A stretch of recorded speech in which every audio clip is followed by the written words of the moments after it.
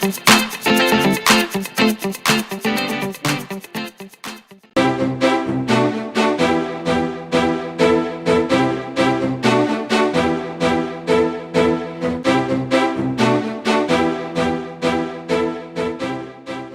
upgrades the super slim Spectre with a fast new CPU, a much needed touchscreen and a cool new wide-angle design. Battery life isn't in the top tier, and the touchpad feels a bit off. The hinges don't allow the screen to be tilted very far back. The new version of the HP Spectre cuts down on the compromises, adding a touchscreen and a big power boost, while staying just as thin.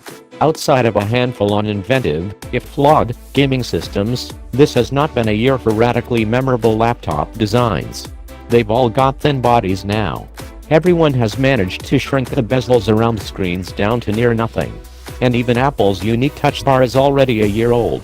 That's why I tip my hat to HP, which has made its revamped 13-inch Spectre arguably the coolest looking new laptop of the year.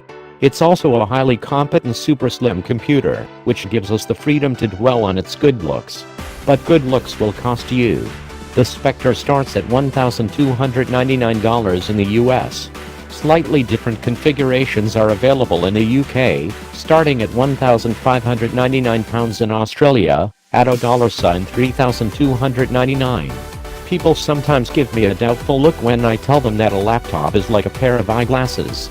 Asked to explain, I say that it's something very personal, that you use all the time, that you're regularly seen in public with. It's an extension of the self and therefore part of your public persona.